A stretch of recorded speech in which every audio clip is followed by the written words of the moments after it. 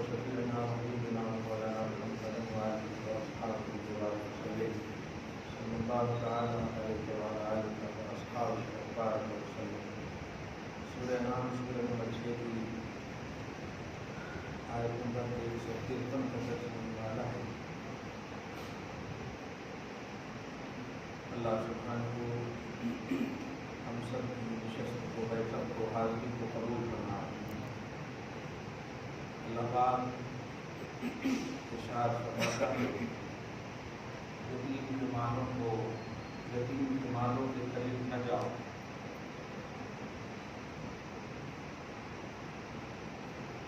اس سے پہلے بھی آیت نمبر 4 کی آیت میں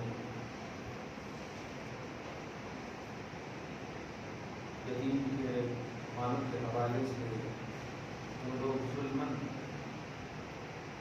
انہیں بے سہارا سمجھ کر کے مال کو لوٹ لیتے ہیں, ہڑپ لیتے ہیں, لاوارث سمجھ کر کے غصب کر دیتے ہیں. اللہ پاک فرماتا ہے بظاہر تو وہ منہ سے کھاتے ہیں لیکن وہ اپنے پیٹ میں آگ کھاتے ہیں. انما یأکلون فی بطونہم نارا, وہ اپنے پیٹوں میں آگ کھاتے ہیں. یتیموں کے مالوں کو کسی بھی طرح سے یوں تو کسی کا مال بھی غصب نہیں کرنا چاہیے, لیکن یتیموں کا مال خاص طور سے منع اس لیے ہے کہ اللہ پاک ہی اس کا سہارا ہے, اور جس نے اس کے مال کو ظلمن لیا یا غصب کیا اس کا مطلب یہ ہوا کہ وہ اللہ پاک پر کسی بھی طرح سے بھروسہ ایمان نہیں رکھتا. اللہ آپ کو ہم سب کو محفوظ فرمائے. سورہ نمبر 4 کی آیت نمبر 10 میں یہی تھا کہ جو لوگ یتیموں کے مال کو کھاتے ہیں ظلمن, وہ اپنے پیٹوں میں آگ کھاتے ہیں اور ان قریب وہ جہنم کی دھڑکتی ہوئی آگ میں جائیں گے داخل. اس لیے اس کو ہمیشہ دھیان میں رکھیے گا. یتیموں کے سروں پر دولت کا ہاتھ نہ سہی لیکن شفقت کا ہاتھ ضرور رکھیے گا. اللہ پاک نے اپنے حبیب پاک صاحب اولاد صلی اللہ علیہ وآلہ وسلم کی ایک خاص شان فرمائی ہے, فَأَمَّا الْيَتِيمَ فَلَا تَقْهَرْ. جو تو ہر امت کے حوالے سے حضور پاک صلی اللہ علیہ وسلم کی پوزیشن اور شان یہ بتائی گئی کہ میرے حبیب صلی اللہ علیہ وسلم حبیب کی امتیوں تمہارے اوپر حریص ہیں اور تمہاری تکلیف میں مبتلا ہونا میرے حبیب کو گراں گزرتا ہے. یہ عمومی طور پر ان کی پوزیشن بتائی, لیکن ان عمومی حکم میں ایک خاص پوزیشن دیا, فَأَمَّا الْيَتِيمَ فَلَا تَقْهَرْ. حبیب مکرم کوئی یتیم دکھ جائے تو انہیں کبھی جھڑکنا نہیں, ان پر قہر سے پیش نہ آنا. یہ پوزیشن بتا رہا ہے کہ امت محمدیہ خاص تو ہے ہی, لیکن ان خاص میں بھی یتیم خاص الخاص. یہ بڑی اہمیت ہے یتیموں کی, اور جانتے ہیں یہ منصب, یہ پوزیشن ایسا ہے کہ ہر ایک اس سے گزرتے ہیں. ہمارے باپ دادا بھی جاتے ہیں, جس کے باپ ماں مر گئے وہی تو یتیم ہے. ہر ایک کو یتیم ہونا ہے. اس لفظ پر غور کریں تو گویا رواداری کی وہ مطلب بے مثال ہے.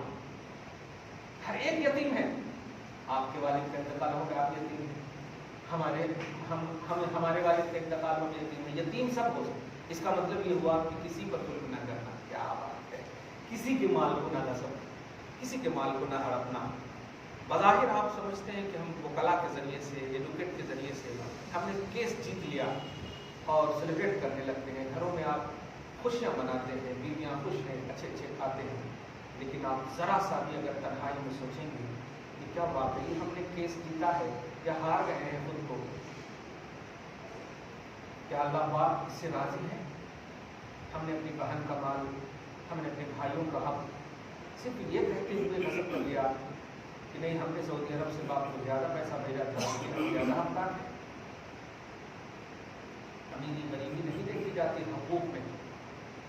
اگر 5 بیٹے ہیں ہمارے, دنیا کے کسی کونے میں بھی وہ رہیں, ہمارے مال کے 5 حقدار یکساں ہیں, ایکول ہے. اس میں امیری غریبی اپنی تھنکنگ کا دخل ہی نہیں ہے اس میں. فریضۃ من اللہ، وہ اللہ کی جانب سے متعین ہے، فکس ہے. جس طرح آپ مالدار ہیں اور آپ کے یہاں کام کرنے والا ایک مزدور ہے، جب آپ نماز کے لیے آئیں گے تو آپ کے بازو میں کھڑے ہونے کا حق اللہ نے دیا ہے. آپ دکان میں اگرچہ اپنے بازو میں ان کو کرسی نہ دیں کیونکہ آپ سوکار ہیں، نہیں دے سکتے آپ، وہاں آپ ڈویژن برقرار رکھیں گے کہ نوکر ہیں، لیکن خدا کے یہاں جو فکس ہوتا ہے نا وہاں آپ اپنی چیزیں نہیں لگا سکتے. ایسے ہی حقوق میں، وراثت کے معاملے میں، مال کی فکسنگ کے معاملے میں جو اللہ کی طرف سے ہے، جس کو کنڈیشنز کہتے ہیں، یہ حدود میں ہم اپنا سینس نہیں لگا سکتے. مالوں کو یہ نہیں کہتا میں کہ آپ چھوڑ دیں، لیکن اگر چھوڑیں تو بڑے خوشی سے چھوڑیں تاکہ دوہرا ثواب ہوا. نبی علیہ الصلوۃ والسلام فرماتے ہیں جو شخص قرض کھانے والے ہیں اس کو قرض خواہ بولتے ہیں، خاص قرض خواہ جو آپ کا قرضہ لیے ہوئے ہیں، اور وہ لینے والا ایک دم پورا 100% نیت رکھتا ہے کہ میں دوں گا، لیکن قدرت نہیں ہو پا رہی ہے، ان کے پاس مال نہیں آ پا رہے ہیں، اور سامنے والا جو دے رہا ہے وہ جان بھی رہا ہے کہ نہیں ان کی نیت دینے کی ہے. تو فکس تھا، آج کی تاریخ کا ڈیٹ تھا، جان رہا ہے قرض دینے والا. اگر وہ جاننے کے بعد کہ وہ محنت تو کیا لیکن پورا نہیں کر پایا، اس سے پہلے کہ وہ آ کے آپ کو کچھ کہتا شرمندہ ہو کر آپ نے خود فون کر کے ان کو کہہ دیا میں جانتا ہوں بھائی صاحب آپ کو نہیں ہو سکا ہے، میں آپ کو اور مہلت دیتا ہوں. اللہ پاک خاص سائے کے تحت قرض دینے والے کو اس وقت رکھے گا جب کوئی سایہ میں نہیں ہوگا. خاص سائے میں رکھے گا قرض دینے والے. یہ بڑی اہم بات ہے. بخاری شریف جب وہ حدیث پڑھتا ہوں میں، الید العلیٰ خیر من الید السفلیٰ، کہ اوپر والا ہاتھ نیچے والے ہاتھ سے بہتر ہے. حدیث کے الفاظ یہی ہیں، لیکن جب شرح کرتے ہیں تو اوپر والے ہاتھ سے مراد یعنی دینے والا ہاتھ لینے والے ہاتھ سے بہتر ہے. کوئی ڈویژن نہیں رکھا کہ مالدار ہو یا غریب ہو. کیا آپ صاحب نصاب ہی ہیں تبھی آپ خیر خیرات کرتے؟ نہیں، ہم نے انہیں بھی خیر خیرات کرتے ہوئے دیکھا جو زکات کے مالک نہیں ہیں لیکن دیتے ہیں، کیونکہ جانتے ہیں دینے والا ہاتھ لینے والے سے بہتر ہے. اس لیے ہمیشہ یاد رکھیے گا کسی پر مال کے معاملے میں، حقوق کی ادائیگی کے معاملے میں کمی بیشی نہ کیجیے گا. بھوکے رہ جائیے گا لیکن حرام مال اپنے پیٹ میں ڈال کر نہ خون بنائیے گا نہ گوشت بنائیے گا، کیونکہ اللہ پاک آپ کو زبان کا موقع نہیں دے گا. وہاں زبان پر بیڑیاں لگا دے گا. آپ کے پارٹس آف آل باڈی، جتنے بھی پورے باڈی کے جتنے پارٹس ہیں سب میں زبان عطا کر دے گا اللہ. اب آپ سوچیں کہ آپ نے جو مال حرام کھایا اور جو گوشت کا لوتھڑا بنا وہ حصہ بھی تو پھر دے گا، گواہی دے گا نا کہ اللہ میں اس کا حصہ نہیں تھا، اس نے فلاں سے غصب کر کے فلاں سے لے کر کے اپنے جسم میں اسے ڈالا ہے. کیا کر سکتے ہو آپ؟ نہیں کر سکتے کچھ. اس لیے ہمیں اور آپ کو چاہیے ہم بھوکے رہ جائیں. نبی علیہ الصلوۃ والسلام نے پتھر پیٹ پہ کیوں باندھا؟ نواسے کو جنت کی سرداری دے دیں، بیٹی کو جنت کی سرداری دے دیں. جنت جن کا تصور ہی میوے باغات فروٹس کھانے کے ایک گریٹ سب پہلو خیال ہی اگر آ جائے تو ہے کہ نہیں. لکم فیہا ما تشتہی انفسکم، تمہارے لیے ہر وہ چیز ہوگی جو تمہارا نفس چاہے گا. تمہاری چاہت بعد میں ہوگی، اللہ فوراً لا کر کے حاضر کر دے گا. قطوفہا دانیہ، کہ جنت کے خوشے اور میوے فروٹس ایک دم قریب ہوں گے، ہاتھ بڑھانے کی بھی ضرورت نہیں پڑے گی. خواہش تو کر کے دیکھ بندے، یہاں تو نے اپنی خواہش کو میرے تابع کیا، کل تیری خواہش کا ہم احترام کریں گے. اب آپ سوچیں تاجدار انبیاء پھر بھی پیٹ پہ پتھر باندھ رہے ہیں، یہی درس دے رہے ہیں، یہی درس دے رہے ہیں. خبردار خبردار، کوئی ایسی چیز پیٹ کے اندر نہ ڈالنا جو چیز آپ کی محنت کی نہ ہو. میں دیکھ کھانوں کے سارے باغات انبار لگے ہوئے ہیں، انتظار کر رہے ہیں کہ لبے مصطفیٰ لگ جائے، مصطفیٰ کے پیٹ پہ چلے جائے. لیکن نہیں، میں امت کو دیکھتا کہ ایسے بھی ہیں جو یہ سوچتے ہیں ارے کھا لیں گے دیکھا جائے گا، نہیں دیکھا جائے گا، معاف تو اللہ معاف کرنے والا ہے. اگر جس وقت آپ کھا رہے ہیں اسی وقت موت ہوگی تو ابھی نہ 2 مہینے کے بعد، یعنی ابھی جو حالات تھوڑے سازگار ہوئے ہیں تو لگ رہا ہے کہ اب ٹھیک ہے، ورنہ آپ ذرا 2019 اور 2020 کا منظر لائیے تو کیا نہیں لگ رہا تھا کہ اب گئی دنیا؟ ایسے تو لگ رہا تھا کہ ہم سوئے صبح اٹھیں گے کہ نہیں. یہی تو خوف تھا، لیکن اللہ نے بدل دیا نا ایک دم، پھر ایک دم حسبحال کر دیا ساری دنیا کو. وہ قدرت والا ہے. تو آپ نہیں جانتے کہ کب ملک الموت آپ کا ویٹ کر کب آپ کے پاس آ جائے، ہمارے پاس آ جائے. لیکن اللہ کے رسول صلی اللہ علیہ وسلم فرماتے ہیں جس حال میں تم مرو گے اسی حال میں اٹھائے جاؤ گے.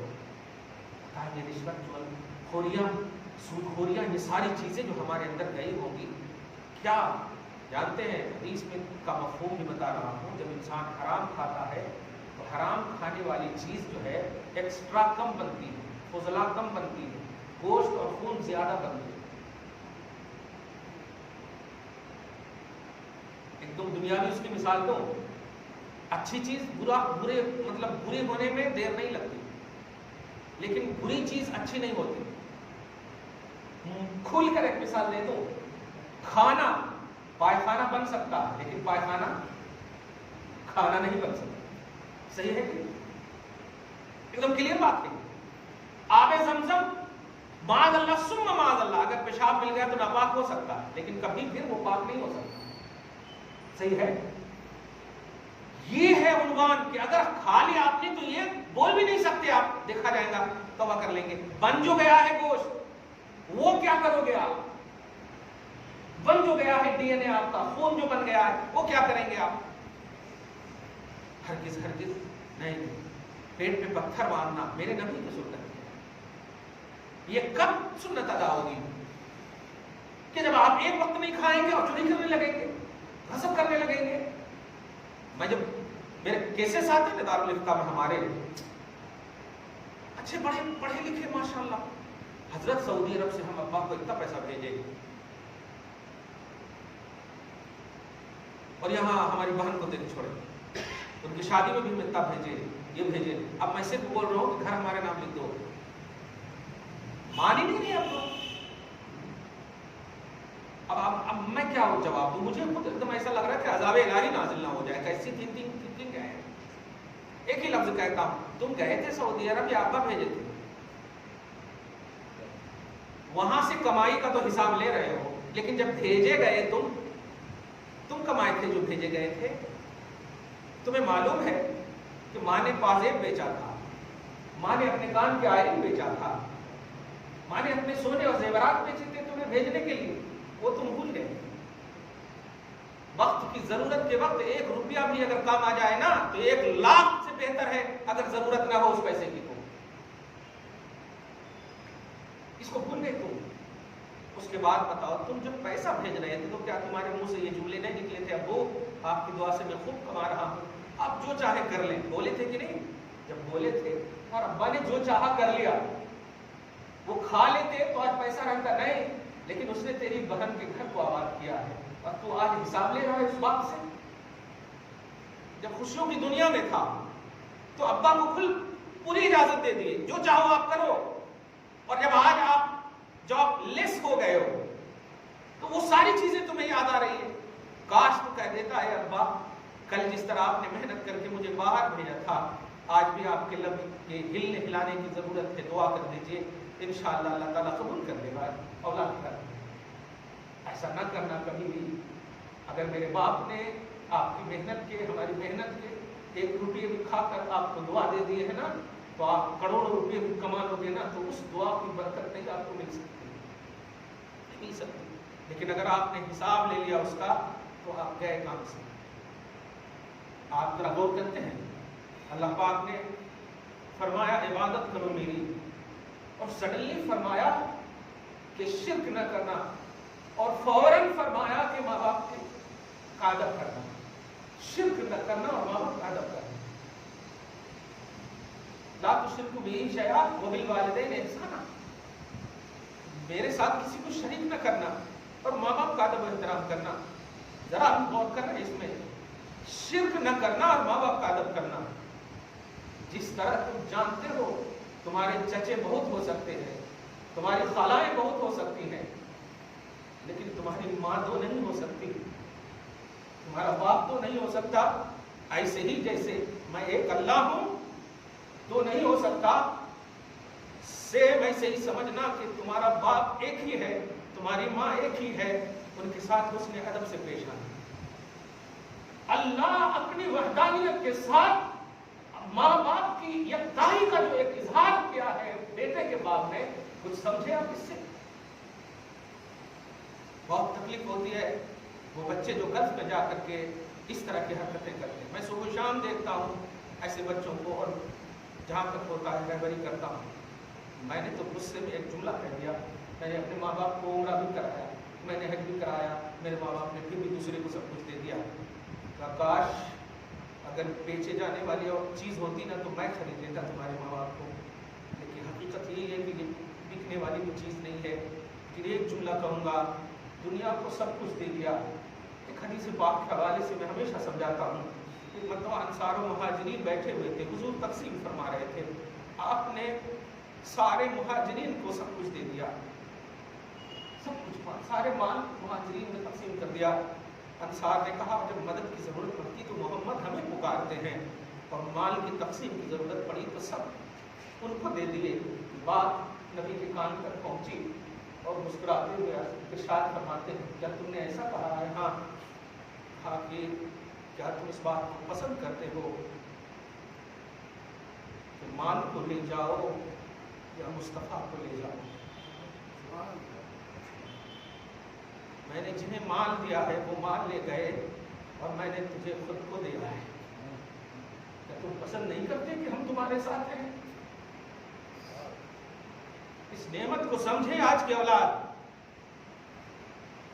माँ बाप माल औलाद अगर किसी को ज्यादा दे रहे हैं ना तो समझ जाओ वो औलाद दुआ से महरूम होने वाली है। और अगर खुश होकर माँ बाप औलाद को कुछ नहीं दे रहे हैं लेकिन सपोर्ट कर रहे हैं, बेटा तुम पर हमें भरोसा है, तुम आगे बढ़ जाओगे, लेकिन बेटे पर हमें भरोसा नहीं इसलिए हमने माल दिया है उसे, तो समझो कि ये इतनी बड़ी दौलत है कसम खुदा की कि आपका दुनिया तो आपकी आबाद होगी ही, आखिरत भी आबाद होगी। गैब से गोया रोज आवाज दे रहा है, अल्लाह है मेरे बंदो तुम्हारे माँ बाप की रजा में मैं राजी हूँ, रोज आवाज दे रहा है। आप बज़ाहिर समझते हैं कि माल दौलत लेकर खुश हो गए, इतनी तकलीफ होती है जब बेटा ये कहता है ओल्ड एज होम में रख दूं जा करके, जमीन क्यों न फट जाती है कि मैं समा जाऊं उसमें। अरे जवान बाप माँ था तो उस वक्त तुमसे नहीं मांगा था पानी, उस वक्त तुमसे नहीं मांगा था खाना, और कुरान ने भी मुतालबा नहीं किया था कि माँ बाप की खिदमत करो, लेकिन जब बुढ़ापे को पहुंच जाए तो खिदमत का कुरान ने दिया था। तुम कैसे मोमिन हो सकते हो? कैसे मोमिन हो सकते हो?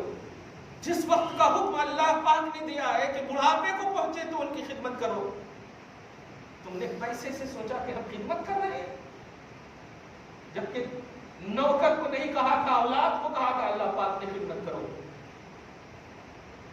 इसलिए इन हुकूक को समझिए। हुजूर पाक सल्लल्लाहु अलैहि वसल्लम के सामने कभी भी लफ्ज़ माँ के जरिए से कोई सहाबी जब आवाज देते थे ना, हुजूर अपने चेहरा फेर कर बहुत अशबार हो जाते थे। लेकिन जब कभी कोई सहाबी देख लेते, कहते यार रसूलल्लाह आप क्यों रो रहे हैं?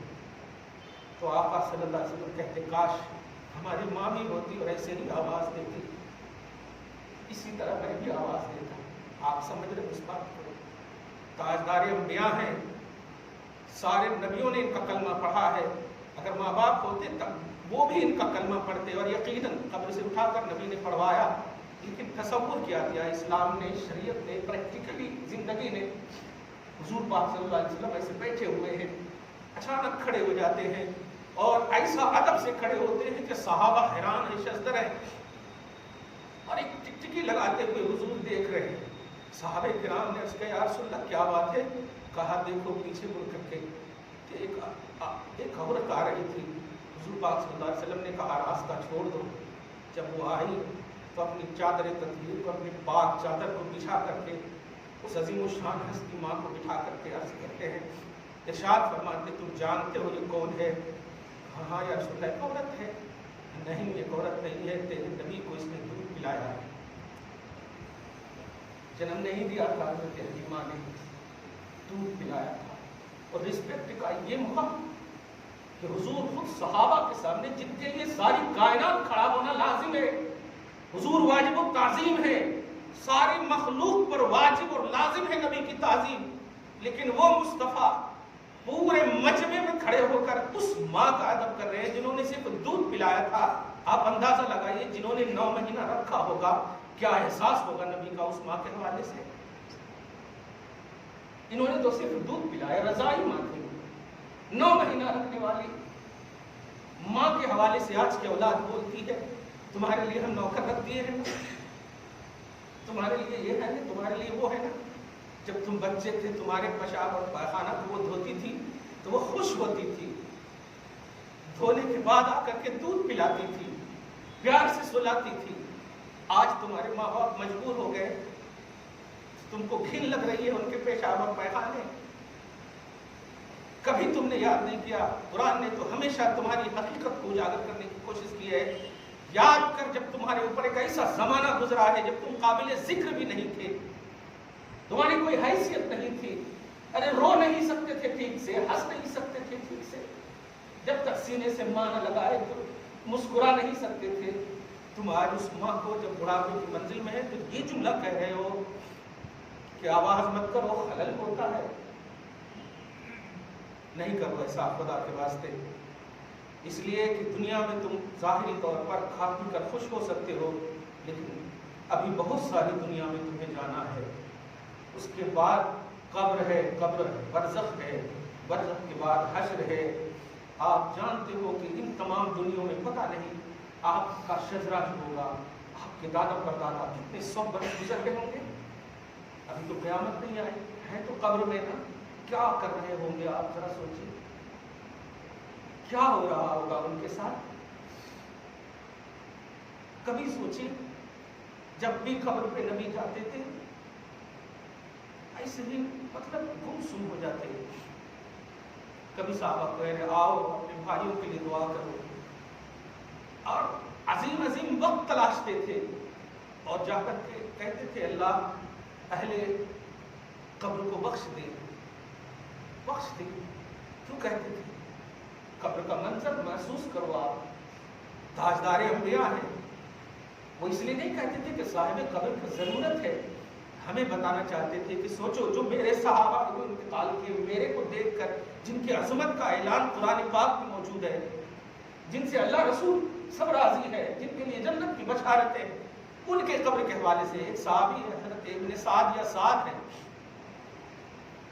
حضور پاک صلی اللہ علیہ وسلم اتنے نیک بخت تھے، اتنے نیک بخت تھے کہ حضور پاک صلی اللہ علیہ وسلم نے عبد صالح کا جملہ کہا تھا ان کے لیے، عبد صالح۔ اب سوچیں کہ حضور جس کو عبد صالح کہتے ہیں یعنی نیک بندہ، تو ایک دم شیورٹی دلیل بن جاتی ہے نا، لیکن عربی کا جملہ ہے کہ جانتے ہو اس عبد صالح کو قبر دبا رہی ہے، لقد تضایق قبرہ علی العبد الصالح، ایسے جملے ہیں کہ اس کی قبر جو ہے اس بندے، اس نیک بندے کو دبا رہی ہے، تنگ کر رہی ہے۔ آپ کچھ سمجھ رہے ہیں؟ جن کی زبان سے نکلی وہ عبد صالح، قبر اس کو کیسے دبا رہی تھی؟ پھر فرمایا کہ قبر کی تنگیوں سے اللہ کی پناہ مانگو، تنگیوں سے پناہ مانگو، قبر کی وسعت کی دعا کرو، کچھ ایسا کرو جو قبر وسیع ہو جائے تمہارے لیے۔ صحابہ وہ بیس بنا کر کے آپ کے سامنے رکھے، بتایا رسول اللہ صلی اللہ علیہ وسلم نے، حقیقت اللہ اس کا رسول بہتر جانتا ہے۔ میں کہنے جا رہا ہوں 30 سال 40 سال کی یہ زندگیاں آپ کے لیے ہرگز کافی نہیں ہے۔ اصل زندگی کا ایک چھوٹا سا ایک دم حصہ ہے یہ، بس اصل زندگی آپ کی موت کے بعد شروع ہوتی ہے، وہ ہے قبر کی زندگی جس میں آپ کو تنہا گزارنا ہے۔ آج آپ آل اولاد کے ساتھ ہیں تو سب کچھ بھول جاتے ہیں۔ آپ کبھی یاد کیجئے کہ اکیلے رہے ہوں سعودی عرب میں یا یہیں پر 1 گھنٹے کے لیے، 1 مہینے کے لیے، 10 دن کے لیے اگر بیوی سے بال بچوں سے دور رہ گئے ہوں، جالوں میں رہتے ہیں آپ، لیکن آپ پرسکون نہیں رہتے، کیوں نہیں رہتے جبکہ موجود ہیں سب لوگ، پھر بھی پرسکون نہیں ہے؟ وجہ کیا ہے؟ آپ جانتے ہو کہ آپ کی سپورٹ کی ضرورت ہے، آپ کو سپورٹ کی ضرورت ہے۔ قبر میں تو یقیناً آپ کو ہی رہنا ہے، کیا آپ کو کام آئے گا وہاں بتائیے؟ یہی کام آئے گا۔ آپ بھائیوں کا مال، خاندان کا مال، باپ ماں کا مال، اقربا اعزا کا مال، وارثوں کا مال کسی بھی طور پہ آپ اپنا دے دیجیے ان کو اور خوش ہو جائیے، دیجیے تو خوش ہو جائیے، بولیے مت کہ میں نے یہ دے دیا وہ دیا، دیجیے تو ایک دم دل خوش کے ساتھ دیجیے آپ، تو انشاءاللہ پھر آپ کی دنیاوی زندگی بھی بظاہر خطرات ممکن ہیں، لیکن یہ سارے خطرات سارے آنے والے خطرات کے لیے انشاءاللہ پیشگیمہ بن جائیں گی، ٹالنے کے لیے۔ پھر قبر بھی روشن ہوگی، برزخ بھی روشن ہوگی، حشر بھی روشن ہوں گے۔ دعا ہے اللہ آپ کو شاد رکھے، آباد رکھے، نور محمدی صلی اللہ علیہ وسلم کے صدقہ میں ہم سب کو زندگی میں نورانیت نصیب فرمائے، آل اولاد کی برکت عطا فرمائے، رسولوں کی بخشش فرمائے، نسلوں کی حفاظت فرمائے۔ وصلی اللہ تعالی علی خیر خلقہ محمد وآلہ وصحبہ اجمعین۔